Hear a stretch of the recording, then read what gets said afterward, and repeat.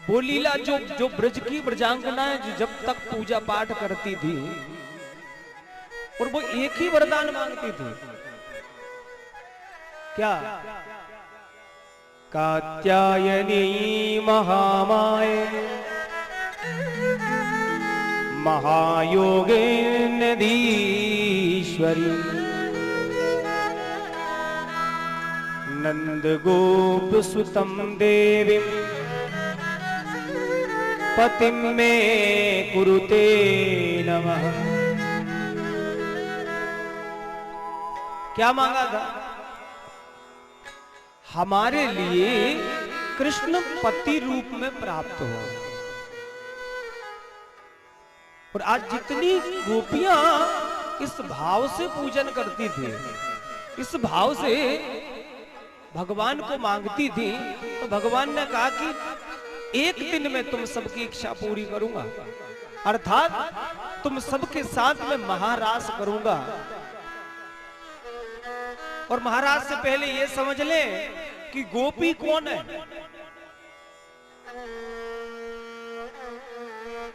कहते हैं ज्ञान कांड, कर्म कांड, उपासना कांड। वेद में 3 कांड हैं, ज्ञान कांड, कर्म कांड, उपासना कांड। उपासना का मतलब है उप समीपे आसनम इति उपासनम। ठाकुर जी के सामने बैठना ही उपासना, ध्यान देना। तो जो उपासना कांड के जितने मंत्र, ज्ञान कांड, कर्म कांड, ये 1 लाख मंत्र होते हैं। और ये 1 लाख मंत्र जरा स्पष्ट समझ लें। लोग यहाँ पर भ्रमित हो जाते हैं कि ये गोपियां कोई एक नारियां थी और भगवान कृष्ण कृष्ण थे। नहीं, ये गोपियां क्या है? जैसे आप जो पूजा करते हो, हर घर में पूजा पाठ होती है। जब आपके घर पंडित जी पूजा कराने आते हैं तो वो कहते हैं कि चंदन चढ़ाओ, भगवान को चंदन लगाओ, भगवान को पुष्प चढ़ाओ, भगवान को फूल चढ़ाओ, दूबा चढ़ाओ। तो जो जो ऋचा बोली जाती है, जो मंत्र बोला जाता है, मंत्र के माध्यम से हम पूजा करते हैं, ध्यान देना। और पंडित जी पूजा करवाते हैं, किससे करवाते हैं? बोले ऋचा से, मंत्र से। तो जो वो मंत्र है वही गोपियां हैं। इतने मंत्र हैं सब वेद के, ज्ञान कांड, उपासना कांड, कर्म कांड, वो सब मंत्र ही गोपी बन के आए। तो आज उन्होंने कहा कि हम सशरीर भगवान से हम स्वयं मिलेंगे। और आज मेरे गोविंद ने तो बंसी बजाई, ध्यान देना।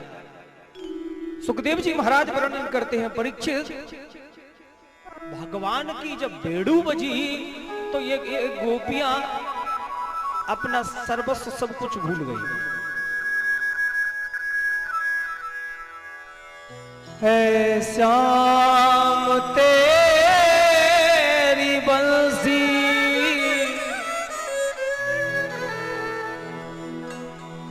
ने क्या सितम किया,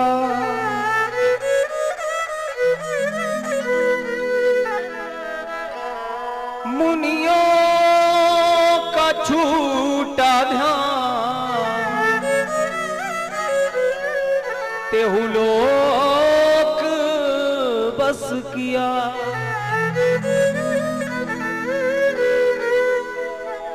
ऐसी बंसी बजाई भगवान ने, एक लोक नहीं, तेहु लोक, तीनों लोक वसीभूत हो गए साहब। निसम गीतम तदनंग वर्धनम ब्रजस्त्रिया कृष्ण गृहीत मानस आजगमुरन्योन्यमलचितो द्यमा सयत्र कांतो जबलोल कुंडला।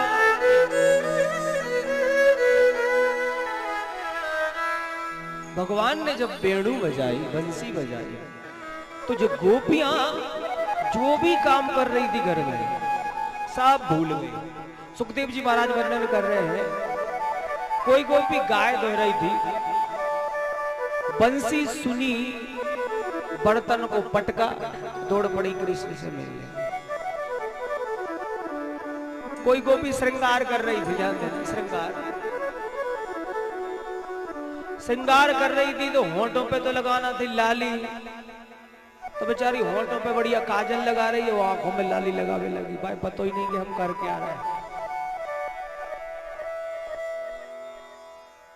पति मांग रहा है नमक, डाल दी शक्कर। ये वास्तव में सुखदेव जी महाराज परीक्षित को बतला रहे हैं। परीक्षित ऐसी परिस्थिति है ब्रज की कि ये सब अपना अपना काम छोड़ करके सब कृष्ण के पास भागे। क्यों? क्योंकि भगवान जब जीवात्मा को बुलाता है तो उसे देह अभ्यास की निवृत्ति हो जाती है। ध्यान देना, देह का ध्यान नहीं रहता, और जब तक देह का ध्यान है तो हम देह में, भगवान में नहीं है। तो आज भगवान ने जैसे बंसी बजाई, ये भूल गई कि हमें क्या करना है क्या नहीं करना। को तो गोबर में हाथ करे थे बेचारी, गोबर है? आजकल तो गोबर हमें बास दे, गोबर है? गाय नहीं पालते हम इसी के चक्कर में, और गोबर कोई लपेटा मुंह पे, दौड़ पड़ी कृष्ण से मिलने। सभी गोपियां दौड़ रही हैं। ऐसी परिस्थिति हो गई मानो पूरा ब्रज खाली हो गया।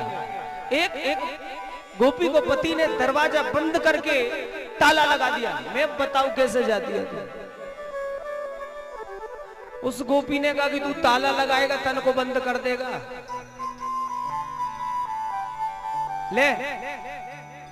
लेकिन मैं महाराज में ना पहुंचू, ये हो ही नहीं सकता। तुझे तन से प्रेम है, और याद रखना, और हमें कृष्ण से प्रेम है, इसलिए हम कृष्ण के पास पहुंच जाएंगे। और तुझे तन से प्रेम है, ये धरा तेरा तन। पहुंच गई।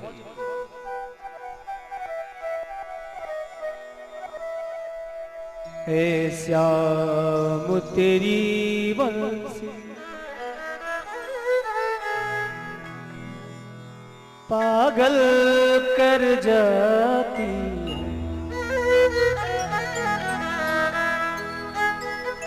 मुस्कान तेरी मीठी घायल कर जाती है, सोने की होती तो क्या करती ये बंसी, जब बांस की होकर भी इतना तड़पाती है। बंसी बजी और सब गोपियां दौड़ करके यमुना के तट पर कृष्ण के पास पहुंच गए। भगवान ने स्वागत किया। गोपियों, स्वागत है। स्वागतम वो महाभागः प्रियम किम करवाणी व्रजस्यानामयं कश्चित् ब्रूतागमन कारणम। भगवान जीव को बुलाते हैं।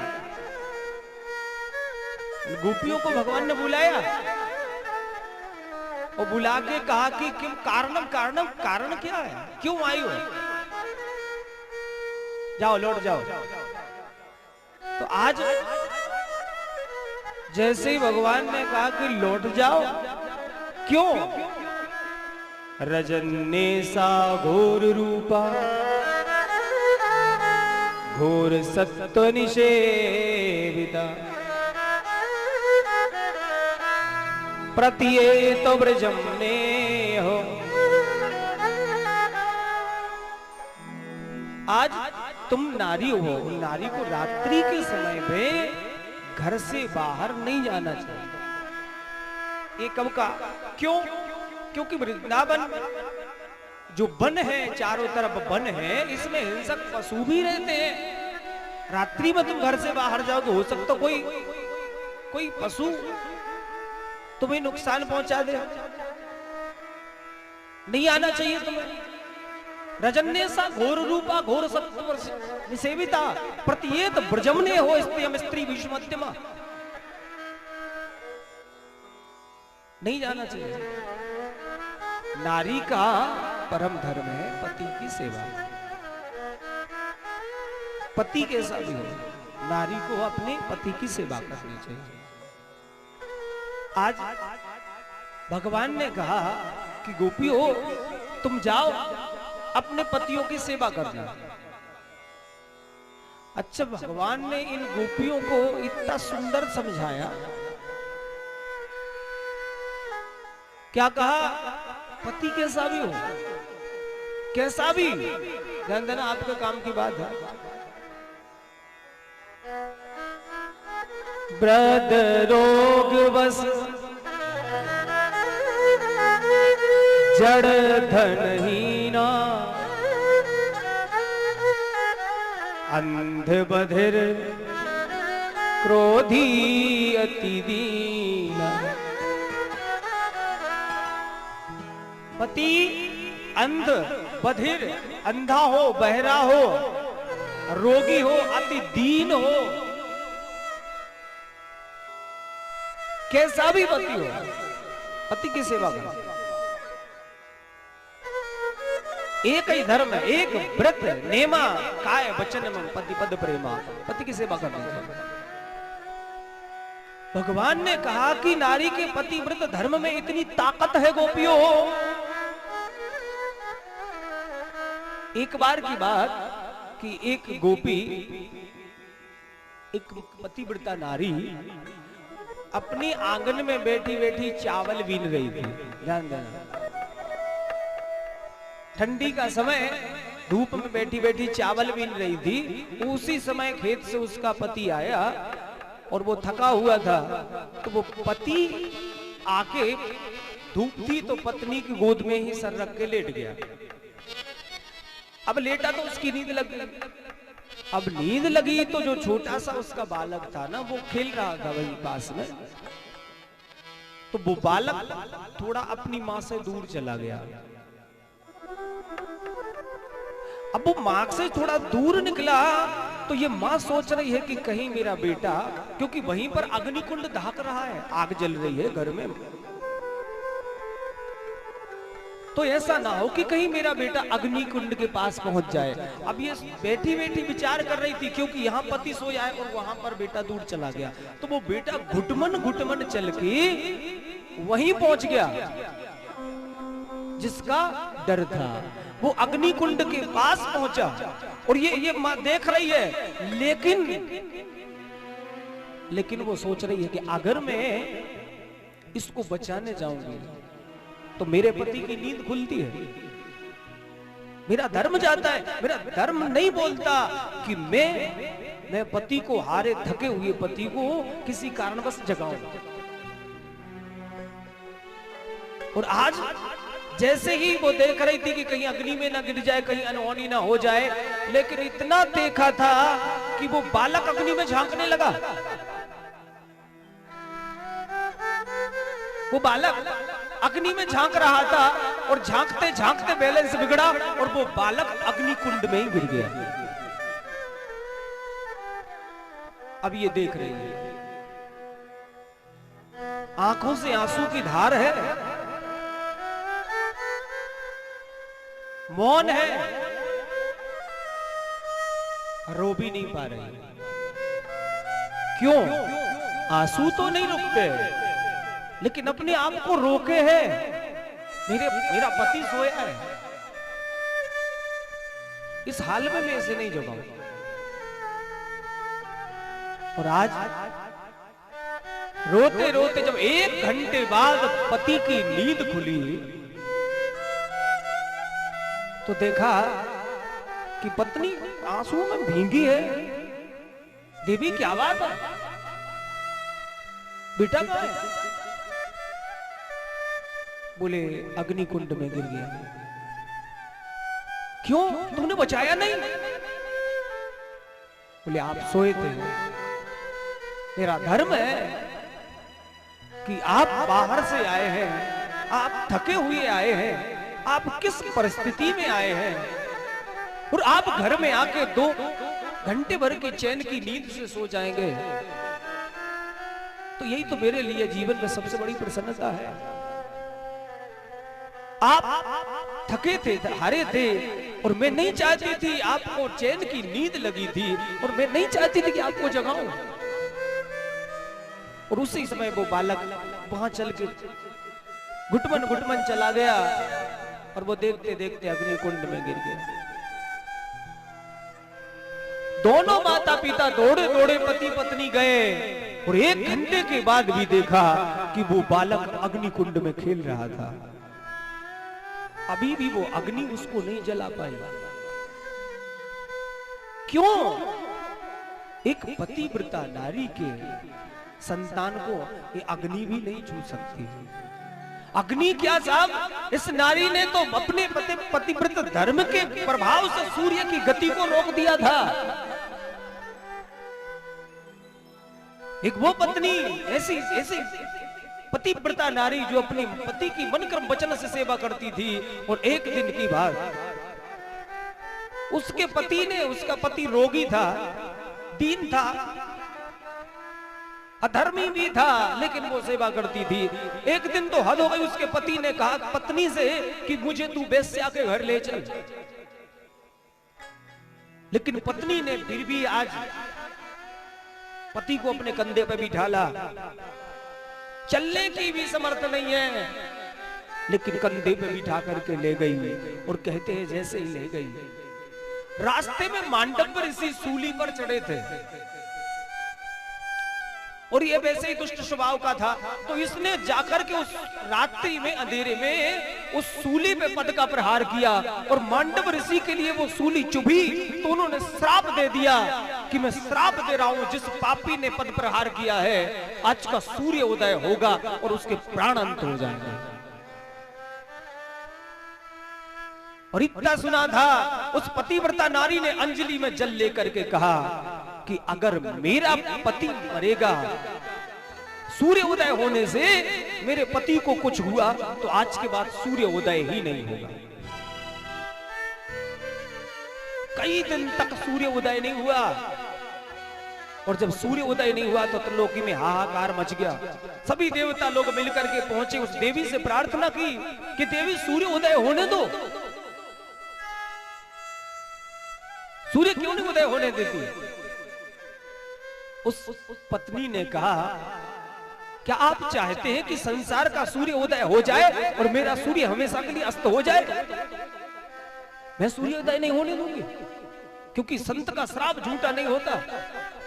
अगर मेरा पति चला गया, मैं सूर्य उदय नहीं होने दूंगी। सभी देवता लोग मिलकर के खोजा कि कौन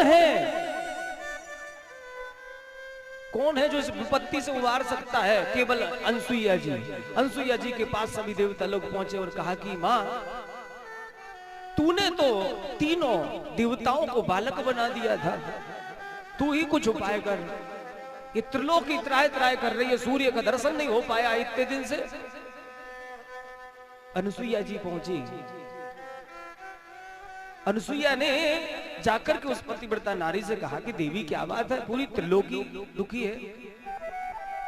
बोले देवी आप जानती हैं, संत का श्राप है कि सूर्य उदय होगा और मेरा पति मुझे छोड़ के चला जाएगा। क्या चाहती हो?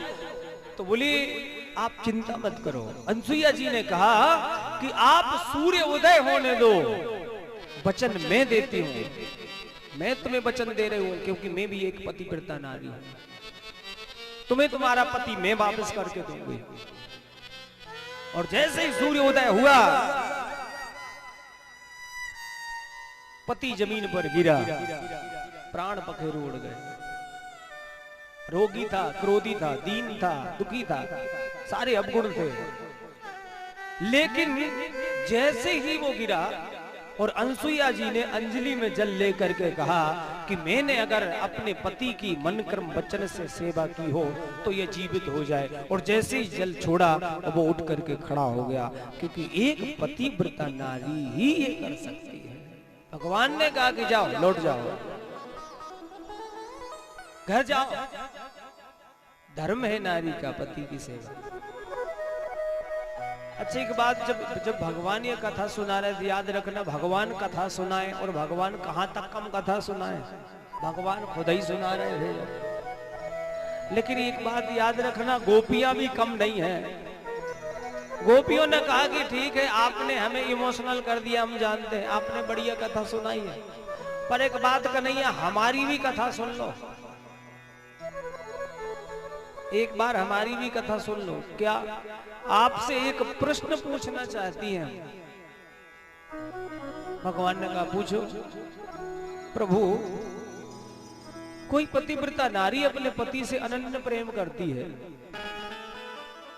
और पति के लिए 1 वर्ष के लिए परदेश जाना पड़ रहा है, और वो पत्नी कहती है कि मैं आपके बगैर ये अपना व्रत नियम अपना कैसे निभाऊंगी, मैं कैसे सेवा कर पाऊंगी आपकी। तो पति ने कहा कि जब मैं जा रहा हूं ना तो तुझे एक तस्वीर दे के जा रहा हूं। तस्वीर, अपनी तस्वीर रख दी और कहा कि जब तक मैं लौट करके ना आऊं तो इसी तस्वीर को अपना स्वरूप समझ के पूजा करना। वो चली गई, परदेश गया पति, और कहते हैं कि पति जब परदेश गया तो वो नियम से पूजा कर रही है। 1 वर्ष हो गया और आज उसके पति के लौटने का समय था। पति आया और ये अपने पति की तस्वीर की पूजा कर रही थी और पति दरवाजे पर खड़ा दरवाजा खटखटा रहा था। पति दरवाजा खटखटा रहा था।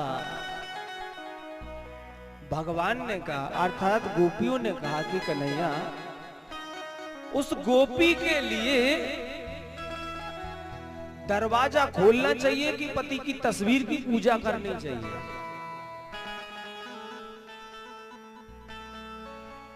तो भगवान ने कहा कि इसमें पूछने जैसी तो बात ही नहीं है। क्यों?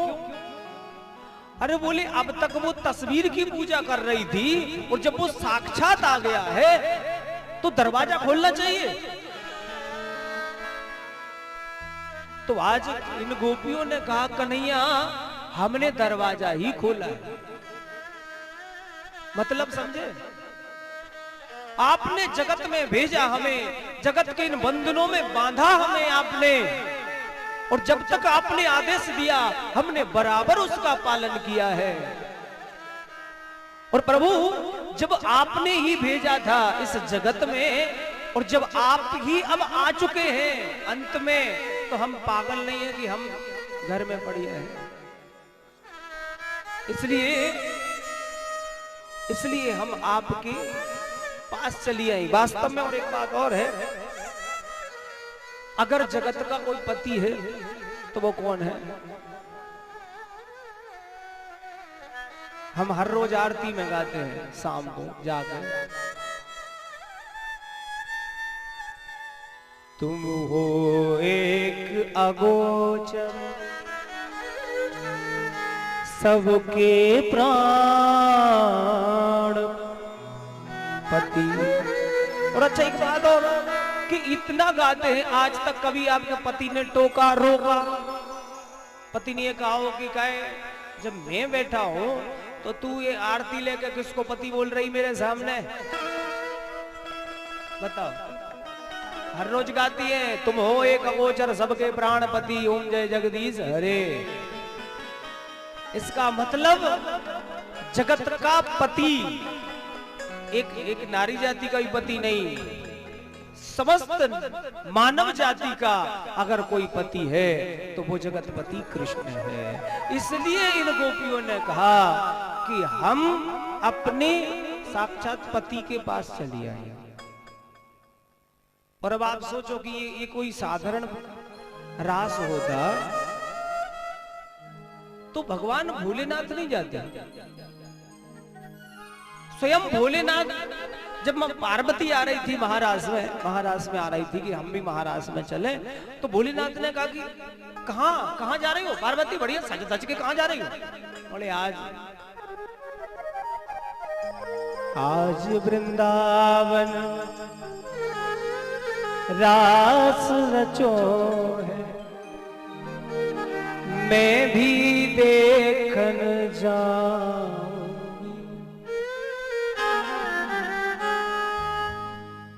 बाबा नंद का कुंवर कन्हैया उन संग रास रचाऊं।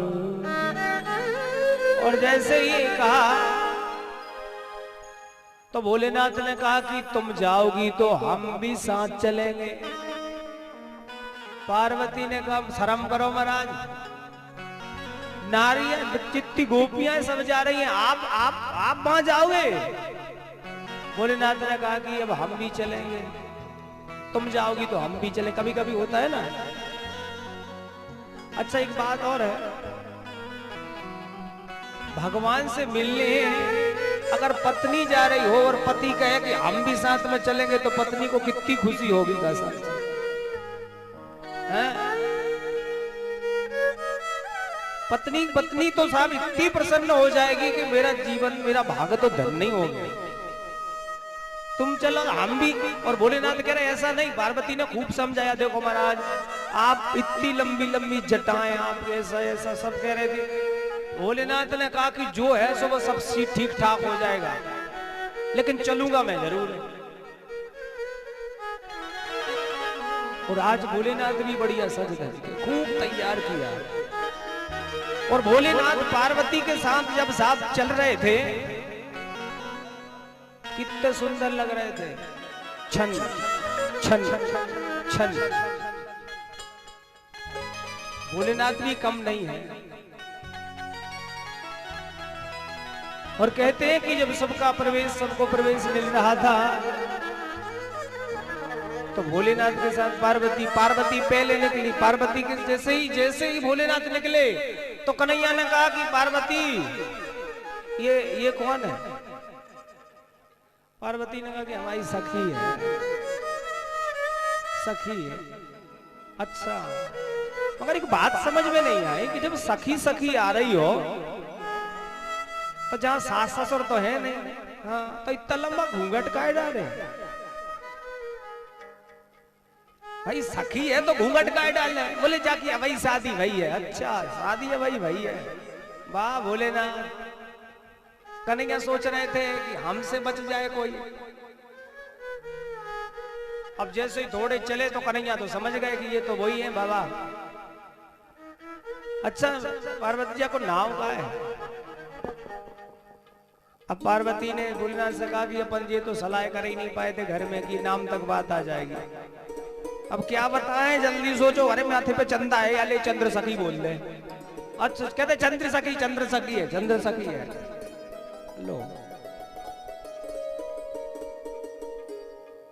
और आज मेरे कृष्ण ने जब सब गोपियां आ गई तो फिर दोए गोपी बीच बीच माधव। और आज मेरे कृष्ण ने इन गोपियों के साथ रास रचाया, महारास। रास रचो है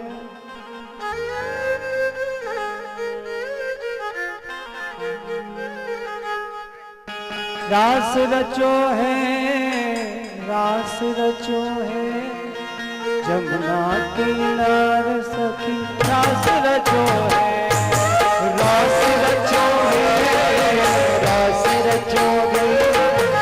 यमुना किनारे महारा सिर जोड़े। रास रचो है यमुना किनारे महारा सिर रचो है।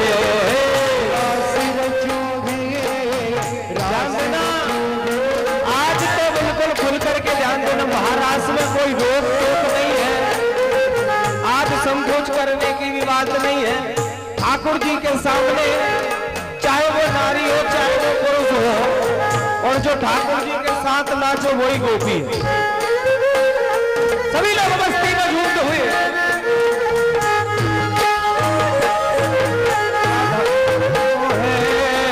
रास रचो है किनारे सखी। रास रचो है रास रचो है रास